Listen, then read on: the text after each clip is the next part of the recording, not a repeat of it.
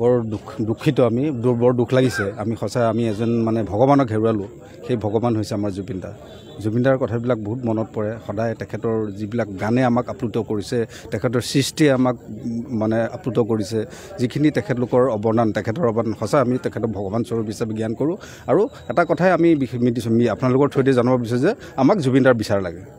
আৰু ন্যায়িক হিচাপে আমি চৰকাৰৰ ওপৰত আমাৰ আশা যে তেখেতসকলে সুন্দৰভাৱে এই জুবিন দাৰ বিষয়ে যিটো আমাৰ ন্যায় লাগে সেইটো তেওঁলোকে সুন্দৰকৈ যাতে আমাক দিয়ে জাষ্টিছ ফৰ জুবিন গাৰ্গৰ আমাৰ হেৰি লাগে আৰু যি দুখে শাস্তি পাবই লাগিব নহ'লে এই যে অসমৰ যে বিভিন্ন প্ৰান্তত যিটো মানে হুংকাৰ চলি আছে যিটো প্ৰতিবাদ চলি আছে এইটো আৰু তীব্ৰত হ'ব বুলি আমি আশাবাদী গতিকে অতি শীঘ্ৰে আমি অসম চৰকাৰলৈ অনুৰোধ জনাম যাতে মানে দুখীয়ে শাস্তি পাওক धन्यवाद। इंसान इस दुनिया में क्या करके गया है उसके जाने के बाद पता चलता है कि लोग उसको किस तरह से याद करते हैं। आज कुछ दिन पहले जब जुबिन दा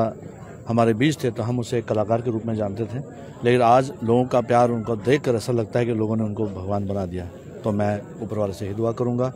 कि उनको अपने चरणों में निवास बख्शिश करें और साथ ही उनसे ये प्रेरणा हम सबको लेनी है कि जुबिन दा ने जिस तरह कहा था कि मेरा कोई धर्म नहीं है, मेरी कोई जाति नहीं है, मैं मुक्त हूँ, और ठीक उसी तरह ही हमने भी ये मानना चाहिए कि इंसान का एक ही धर्म है, वो मानवता है। अगर हमारे अंदर इंसानियत जिंदा है वो सबसे बड़ा धर्म है। सो मैं आप सबसे भी यही निवेदन करूँगा कि हम सबको भी अपने मन में यही रखना चाहिए कि हम सब एक हैं, मानव जाति एक है, किसी प्रकार का भेदभाव नहीं होना चाहिए। सो मैं दोबारा आप सबसे कहता हूँ कि जुबिन दा जिंदाबाद। ये जुबिन गार्ग देव रहस्यजनक मृत्यु হৈছে আৰু আজি 1 মাহ গতিকে আমি আজি সৰ্বধৰ্মীয় প্ৰাৰ্থনা আৰু শ্ৰদ্ধাঞ্জলি অনুষ্ঠানৰ আয়োজন কৰিছোঁ। আমি বিভিন্ন ধৰ্মাৱলম্বীৰ ধৰ্মগুৰুসকলক আনিছোঁ, প্ৰাৰ্থনা জনাইছোঁ তেখেত য'তেই থাকে শান্তিত থাকক। তেখেতে এটা কথা শিকাই গৈছিল যে মোৰ কোনো জাতি নাই, মোৰ কোনো ধৰ্ম নাই, বিভিন্ন জাতি জনগোষ্ঠীৰ মাজত যি মিলন একতা সেই একতাৰ বাৰ্তা দি গৈছিলে। গতিকে আমি সেই বাৰ্তা জীয়াই ৰাখিব লাগিব। সেই উদ্দেশ্যে আজি আমি সৰ্বধৰ্মীয় প্ৰাৰ্থনা সভা আয়োজন কৰিছোঁ, শ্ৰদ্ধাঞ্জলি জনাইছোঁ আৰু আমি সমান্তৰালভাৱে আজিৰ এই অনুষ্ঠানৰ জৰিয়তে আমি দাবী জনাইছোঁ অতি শীঘ্ৰে এই ৰহস্যজনক মৃত্যু যি হত্যাৰ অভিযোগ উঠিছে এই হত্যাৰ লগত জড়িত থকা যিসকলেই আছে সকলোকে অতি কম সময়ৰ ভিতৰতে শাস্তিমূলক ব্যৱস্থা কৰিব লাগে, আমি তাকেই কামনা কৰিছোঁ। আৰু আমি জুবিন দা যিটো বিচাৰিছিল আমি সেইমতে আমি অসমখনক শান্তিৰ মাজেৰে বিভিন্ন জাতি জনগোষ্ঠীৰ মাজেৰে যাতে আমি জীয়াই ৰাখি আগুৱাই যাব পাৰোঁ, আমছুৱে সেই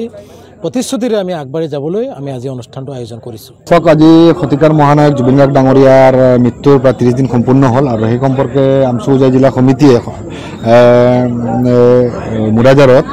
সৰ্বধৰ্মীয় প্ৰাৰ্থনা সভাৰ জুবিন গাৰ্গ ডাঙৰীয়াৰ শ্ৰদ্ধাঞ্জলি অনুষ্ঠান অনুষ্ঠিত কৰিছিলোঁ আৰু এই অনুষ্ঠানত আমাৰ ইছলাম ধৰ্মাৱলম্বী লোকসকল, আমাৰ মানে নামঘৰীয়াসকল, আমাৰ শিখ মানে ধৰ্মগুৰুসকলে আহি তেখেতসকলে নিজ নিজ ধৰ্ম হিচাপে জুবিন গাৰ্গ ডাঙৰীয়াৰ আত্মাৰ সদ্গতিৰ বাবে তেখেতসকলে প্ৰাৰ্থনা কৰে। আমি সকলোৱে প্ৰাৰ্থনা কৰোঁ আৰু আমি এইটোৱে কামনা কৰোঁ যাতে ঈশ্বৰে তেখেতৰ আত্মাক সদ্গতি প্ৰদান কৰক আৰু তেখেতৰ আদৰ্শ যাতে আমি সকলোৱে নিজৰ জীৱনত আনি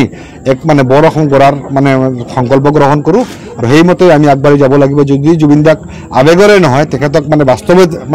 বাস্তৱতেৰে তেখেতৰ মানে নীতি আদৰ্শক আমি জীয়াই ৰাখি এখন বৰ অসম